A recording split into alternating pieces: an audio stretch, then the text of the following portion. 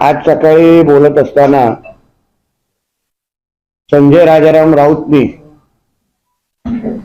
आदरणीय उपमुख्यमंत्री Devendra Fadnavis जींनी evidence act चा अभ्यास करावा, पुरावे म्हणजे सत्य असं समजून, सत्य म्हणजे पुरावे असं समजून त्यांनी कारवाई करावी असा एक मोलाचा सल्ला देत असताना मग ह्या एव्हिडन्स ऍक्टच्या अंडर ज्या डॉक्टर महिलेनी खुद्द संजय राजाराम राऊतच्या विरोधात सातत्याने जे पुरावे दिलेले आहेत त्या पुराव्याला नजरेसमोर ठेवून संजय राजाराम राऊतला अटक करावं का, मग ह्यावर पण आदरणीय फडणवीस साहेबांनी विचार करावा का, ह्याचं उत्तर संजय राजाराम राऊतनी आम्हाला द्यावं. कारण का सत्य हेच अगर पुरावा असेल तर ती आमची डॉक्टर बहीण पुरावे सकट जे तिच्यावर संजय राजाराम राऊतच्या माध्यमातून छळ सुरू आहे,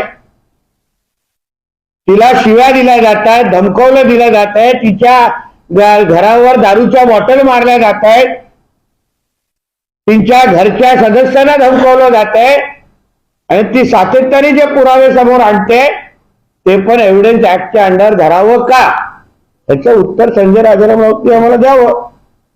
दुसरा आहे की गळ्याचा पट्टा बद्दल फार म्हणजे काल जे आमच्या देवेंद्रजींनी अतिशय योग्य पद्धतीने त्याच्यावर टिप्पणी केली तेव्हा संजय राजाराम राऊतने आजारी उद्धव ठाकरे सगळे उल्लेख केला. कुठेतरी नाट्य संमेलन आपल्या महाराष्ट्रात सुरू आहे ना, तर त्याच्यामध्ये मला असं वाटतं त्या नाट्य संमेलनामध्ये उद्धव ठाकरेला बोलून एका राज्याच्या प्रमुखांनी गळ्याला पट्टा लावून लोकांना मूर्ख कसं बनवलं याच्यावर एक नाटक त्या संमेलनामध्ये व्हावं, त्याची स्क्रिप्ट उद्धव ठाकरेकडे तयार आहे.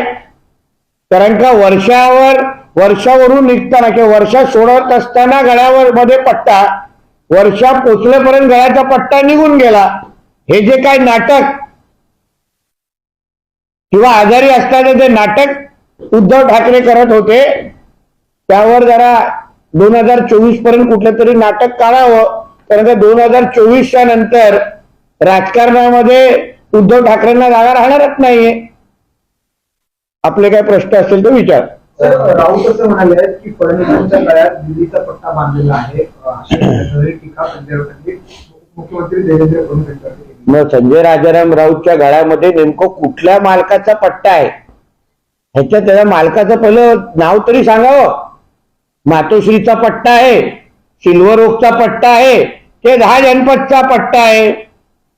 ज्याला स्वतःच्या मालकाचं नाव माहित नाही म्हणूनच त्याचं पूर्ण नाव मी सातत्याने का घेतो, जेणेकरून त्याच्या स्वतःच्या मालकाचं नाव माहित नाही.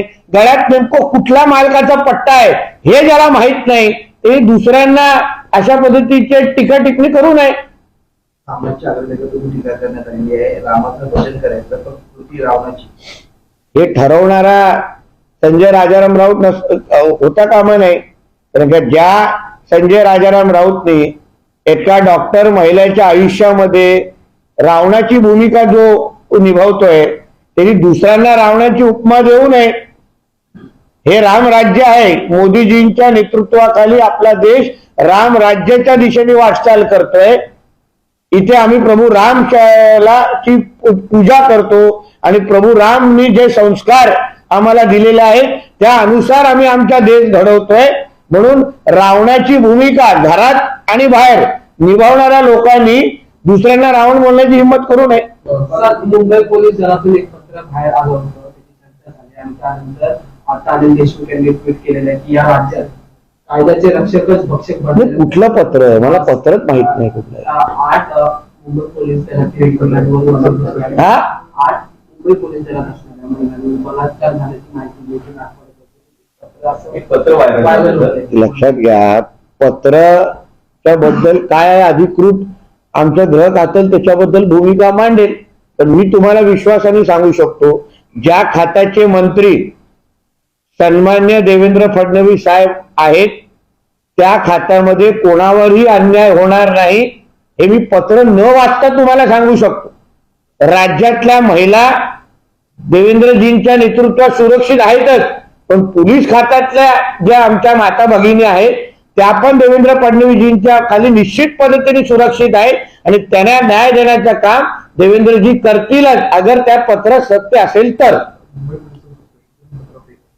मग तिथे आलेलं आहे ना स्पष्ट. आणि अनिल देशमुखांनी पत्राबद्दल बोलावं हे राजकुंद्रांनी आस्था चॅनल बघायला बोलावं सारखं आहे. 15 जानेवारी पर्यंत एमटीएसचे खुलं करा, नाही तर आम्ही खुलं करू असं आवाज दिलं आदित्य ठाकरे. 15 जानेवारी पर्यंत एमटीएसचे म्हणजे आता खुलं करा, नाही तर आम्ही खुलं करू असं आवाहन दिलंय आदित्य ठाकरे. बापरे, फार मोठं आव्हान आहे हो ते. आता आमचं काय होणार? हा, ज्याचा आवाज पुरुषाचा नाहीये त्यांनी अगर आव्हान द्यायला लागलं आणि दाढी काढली तर म्हणजे लोक तुम्हाला गांभीर्याने घेतात असं कुठे लिहिलेलं नाहीये. आताही तुम्ही त्या हेराफेरीतला बाबूरावच तुम्ही दिसता, त्याच्यात काय फरक झालेला नाहीये. संजय राऊतजी हे जो आहे जरा मराठी खतम हो जाईल. किरणवाल्यांचा काल मातोश्रीवरती प्रवेश झाला तर उद्धव ठाकरेंनी असं म्हणतात, आम्हाला धक्का देण्याची ताकद कोणामध्ये नाहीये, मात्र जे शिवसेना सोडून गेले त्या सर्वांना उद्धव ठाकरे येणाऱ्या काळात धक्का देतील. अरे धक्का देऊन देऊन आता तुला मातोश्रीच्या आतमध्ये बसवलेला आहे. एक शेवटचा धक्का 2024 ला आम्ही देणार, मग पूर्ण उद्धव ठाकरे कुटुंब लंडनला गायब. म्हणून धक्क्याची भाषा हे उद्धव ठाकरेला जमत नाही. जो स्वतःचं जेवण चमच्यानी खातो का फावड्याने खातो हे अजूनपर्यंत माहित नाही, त्यांनी धक्क्याची भाषा करू नये. म्हणजे पॉलिटिकल कार्यक्रम अजून यायचा आहे. हा, अजून आहे एक शेवटचा एक टप्पा राहिला, हत्ती निघाला शेपूट राहिलाय, एक शेवटच्या ढुंगणावर लाट द्यायची ती राहिली. त्याला दुरून एक प्रश्न आहे, त्या 2 दिवसामध्ये शिवसेना आमदार अपात्र संदर्भात निकाल आहे. कुठेतरी आता असं माहिती समोर होते की निवडणूक आयोगाचा सल्ला घेऊन किंवा निवडणूक आयोगामध्ये ते निकाल दिला होता, शिवसेना शिंदे गटाला दिला होता आणि शिंदे गटाने दावा केला होता की मूळ पक्ष आम्हीच आहे, शिवसेना तोडली नाहीये, आम्ही फक्त नेतृत्वात बदल केलाय. त्याच अनुषंगाने कुठेतरी शिंदे गटालाच पात्र ठरवण्याची अशी माहिती समोर. बघा, एक तुम्हाला सांगू शकतो, आमचे राहुल नार्वेकरजी जे विधानसभा अध्यक्ष आहेत आणि या कोर्टाचे न्यायाधीश पण आहेत, ते कायदे तज्ञ आहेत. तुमच्या आणि माझ्यापेक्षा कायदा त्यांना जरा जास्त कळतो, चांगला कळतो. म्हणून जे कायद्याच्या चौकटीत राहून ते ऐतिहासिक निर्णय देण्याच्या मार्गावर आहेत एवढं मी तुम्हाला ठाम विश्वास देऊ शकतो. आणि ज्या पद्धतीने उभाटा तडफडतायत, त्यांना आता मासा पाण्यातून काढल्यानंतर कसा तो तडफडतो तशा पद्धतीने तडफडतायत, म्हणजे कायद्याच्या चौकटीत राहून योग्य तो निर्णय घेतला जाईल असं ठाम विश्वास आहे. आणि मी जे वारंवार आम्ही पहिल्यापासून बोलतोय, माझं कुटुंब माझी जबाबदारी, ह्याचा खरा अर्थ हे काही दिवसांनी कळेल जेव्हा उभाटामध्ये 2च आमदार राहतील, आदित्य ठाकरे आणि उद्धव ठाकरे. सगळ्याच एक 2 प्रश्न आहे. संजय राऊतांनी नार्वेकरांवरती टीका केली आहे. नार्वेकर हे आजारी होते, पण बरे झाल्यावरती ते वर्षा निवासातून मुख्यमंत्र्यांच्या भेटीला गेले आणि त्याच्यावरती त्यांनी बोलले की न्याय देण्याचे आरोपींना जाऊन घरी भेटत आहे, त्यामुळे कुठेतरी संविधान धोक्यात येण्याची. अरे तो दिशा सालन आणि सुशांत सिंगच्या केसवरला आरोपी मातोश्रीमध्ये राहतो, मग तुम्ही त्याच्याबरोबर कसे दिसता, कसे तुम्ही त्याच्याबरोबर फिरता? आदित्य ठाकरेंनी कॅव्हिएट दाखल केलेला आहे, इंटरव्हेन्शन दाखल केलेलं आहे, त्याच्यावर आरोप झालेला आहे की त्यांनी दिशाचा आणि सुशांत सिंगचा मर्डर केलेला आहे. मग तो आरोपीवर तुम्ही रोज जे त्याला मांडीला मांडी लावून बसता, तुझ्या मालकाचा जो 3ऱ्या माळ्यावर मातोश्रीवर राहतो तो चालतो. आणि राज्याचे मुख्यमंत्री, एवढी मोठी केस होत असताना राज्याच्या मुख्यमंत्र्यावर चर्चा करणं हे कुठल्या चौकटीमध्ये असंविधानिक आहे ते तरी मला सांगावं ना. अगर त्याला कायदा कळतो तर, सकाळी 90 न मारता शुद्धीत असेल तर त्याने उत्तर द्यावं. कारण का आता त्याचा उभाटा ज्याच्यासाठी तो बोलतोय, माझ्याकडे जी काय माहिती आहे 23 जानेवारीला, जे मी वारंवार तुम्हाला सांगतोय, मी सांगितलं होतं वज्रमूठ सभा होणार नाहीत, त्याच्यानंतर एक तरी वज्रमूठ सभा झाली का? तसंच मी तुम्हाला सांगतो, येणाऱ्या 23 जानेवारीला उद्धव ठाकरे स्वतः जाहीर करतील की उभाटा मी काँग्रेसमध्ये विलीन करत आहे. 23 जानेवारीला अशी गोष्ट होणार आहे की नाही याबद्दल संजय राजाराम राऊतनी सांगावं. कारण की आता ही दक्षिण मुंबईची जागा हे मिलिंद देवरात लढवणार आहे, तसं ठरलेलं आहे. हे लोक सांगत नाहीयेत, खरं सांगत नाहीये. अरविंद सावंतचा राजकीय बळी घेतलेला आहे, हे आज नाही तर उद्या बाहेर येणार. तसंच येणाऱ्या 23 जानेवारीला बाळासाहेबांच्या जयंतीच्या निमित्ताने जे नाशिकमध्ये जो कार्यक्रम होतोय तिथे उद्धव ठाकरे ही घोषणा करतील असे माझ्याकडे माहिती आहे. त्यावर संजय राजाराम राऊतनी स्पष्टीकरण करावं ना. म्हणून कुछ दिनों के मेहमान है ये लोग, यापुढे हात का पंजा सरळ सरळ आता घेऊन दिलं. हो. नाही, बाकी त्यांना विचार आज घ्या तुम्ही घ्या. झालं तुमचं? झालं. आज तुम्ही 4:30 वाजता पुण्यामध्ये जाऊन शरद मोहोळ कुटुंबियांची भेट घेणार आहात. शरद मोहोळांच्या पत्नीने देखील काल पुण्यामध्ये देवेंद्र फडणवीसांची भेट घेऊन आम्हाला न्याय मिळावा अशी मागणी केली. एक लक्षात घ्या, मूळ कुटुंब हे हिंदुत्वासाठी सातत्याने झगडणारं आणि संघर्ष करणारं आणि हिंदुत्वासाठी भक्कम पद्धतीने भूमिका घेणारं कुटुंब आहे. माझी ही भेट कुठेही राजकीय भेट नाही, पण कौटुंबिक भेट आहे. म्हणून मोहोळ वाहिनींना या संकटाच्या काळात त्यांच्याबरोबर उभं राहणं, त्यांना आधार देणं, एक हिंदू म्हणून हे माझं कर्तव्य म्हणून मी आज तिथे जात आहे. त्यांचा भेटून त्यांना आधार देण्याचं काम आम्ही आमच्या माध्यमातून करणार आहोत. जे जे हिंदुत्ववादी विचाराचं काम प्रखरतेने करतात त्यांच्या बाजूने उभं राहणं हे आमची संस्कृती असल्यामुळे आज मी 5 वाजता पुण्याला त्यांच्या कोथरूडच्या घरी त्यांना भेटायला जात आहे. तर महायुतीमध्ये कुठेतरी धुसफूस ह्याची समोर येते आहे. काल कल्याणमध्ये अजित पवार यांनी भाषण केलं आणि त्यात ते असं म्हणाले की ठाणे जिल्हा कसा राष्ट्रवादी काँग्रेसकडे झाला आहे हे दाखवून द्या. त्यामुळे कुठेतरी आणि मग चूक काय आहे? सॉरी, तुम्ही संपून टाका, पण माझा मुद्दा आहे प्रत्येक त्या पक्षाच्या अध्यक्षाला त्याच्या पक्षाचा विस्तार करण्याचा अधिकार आहे की नाही?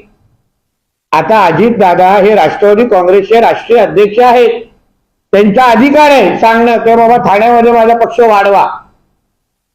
तसंच एकनाथ शिंदेजींना शिवसेना महाराष्ट्रात आणि बारामतीला वाढवण्याचा अधिकार आहे. तसंच भारतीय जनता पक्षाला विस्तार करण्याचा अधिकार आहे. प्रत्येक पक्षाला आपला अधिकार असल्यामुळे ते भाष्य करतात. म्हणजे महायुतीमध्ये धुसफूस आहे असं काय नाही. आमचा फेविकॉलचा मजबूत जोड आहे. बोले अभी नीतीश सर, एक सवाल जानना चाहिए कि संजय राउत आज मीडिया से बात करते हुए मैंने मुख्यमंत्री को लेकर एक बयान दिया है कि मुख्यमंत्री के गले में पट्टा है और उस पट्टे से दिल्ली के लोग के बराबर, तो सही। बयान को आप किस तरह देखेंगे? मैं इस तरह से देखता हूं कि मुझे बहुत करीब जाके देखना है कि जो संजय राजाराम राउत के गले में पट्टा है उसका मालक कौन है, वो पट्टे का पैसा किसने दिया है, वो पट्टे का पैसा मातुश्री से आया है, सिल्वर ओक से आया है या 10 जनपद से आया है. तो ये किसके गले का पट्टे वाला ये पालतू कुत्ता है ये जरा मुझे समझना है. तो इसलिए दूसरों के पट्टों की तरफ देखने के पहले तुम्हारे गले में किसका पट्टा है इसका जवाब संजय राजाराम राउत ने हमको देना चाहिए. इस प्रकार से एमएसपी मुंबई ट्रांसपोर्ट लिंक का जो उद्घाटन 12 तारीख को होना है, महाराष्ट्र की मुख्यमंत्री एकनाथ शिंदे ने घोषणा कर दी. वहीं आदित्य ठाकरे ने कहा है कि अगर 15 तक इसकी इनॉग्रेशन नहीं किया था तो हम जबरदस्ती बनेंगे. आदित्य ठाकरे इस बयान को आप किस तरह देखिए, क्या कहना चाहिए? देखिए, आदित्य ठाकरे का बयान कोई सीरियसली आजकल लेता है नहीं. उनके घर में भी उनको कितना सीरियसली लेते हैं अभी तक हमको समझा नहीं है.